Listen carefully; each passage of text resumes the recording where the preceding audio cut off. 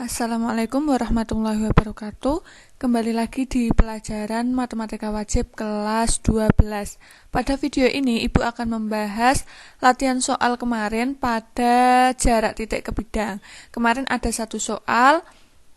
Di sini sebuah kubus ABCD EFGH mempunyai panjang rusuknya 6 cm. Kalian disuruh menghitung jarak titik B ke bidang ACF. Oke, langkah pertama yang harus kita lakukan adalah menggambar bangunnya terlebih dahulu. Di situ ada bangun kubus ABCDEFGH, ini gambarnya. Panjang rusuknya berapa? Panjang rusuknya adalah 6. Kalian disuruh mencari jarak titik B ini ke bidang ACF. Oke, kita gambar dulu bidang ACF-nya. Ini bidang ACF-nya. Karena yang akan dicari itu dari titik B, maka dari titik B ini kita proyeksikan ke garis AC.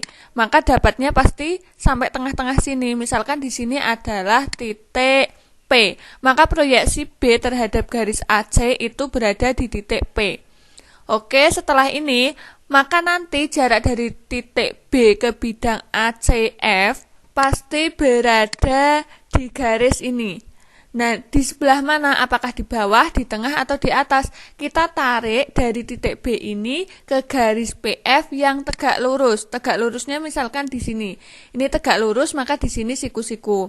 Maka jarak titik B ke bidang ACF itu sama saja dengan kita mencari panjang BS. Kita sudah mendapatkan segitiganya. Di sini segitiganya siku-siku atau tidak? Siku-siku. Siku-siku di mana? Siku-siku di B.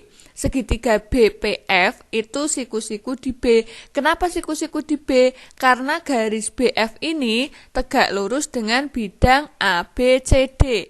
Kemudian garis BP berada di bidang ABCD. Sudah pasti BF itu tegak lurus dengan BP berdasarkan teorema yang sudah kita bahas ya. Karena di sini siku-siku, kita gambar dulu segitiganya. Ada titik P, kemudian titik B, siku-sikunya di B, ada F. Yang akan kita cari adalah BS. Di sini siku-siku karena tegak lurus.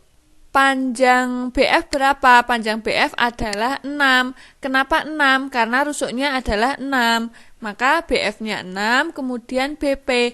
BP itu adalah setengah BD. BD merupakan diagonal bidang. Panjang diagonal bidang di kubus adalah rusuk akar 2. Maka panjang BD adalah 6 akar 2. Kalau BP-nya setengah BD, setengahnya dari 6 akar 2 berapa? 3 akar 2. Panjang BP-nya 3 akar 2.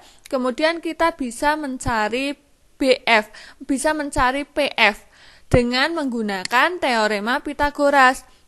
FP atau PF itu sama saja ya. FP sama dengan BP dikuadratkan ditambah BF dikuadratkan. BP-nya berapa? 3 akar 2 kita kuadratkan ditambah dengan 6 kuadrat. Hasilnya berapa? 3 akar 2 dikuadratkan itu 9 kalikan 2 tambah 36. 9 kali 2 itu 18 tambah 36. 54. 54 ini bisa kita sederhanakan menjadi 9 kalikan 6.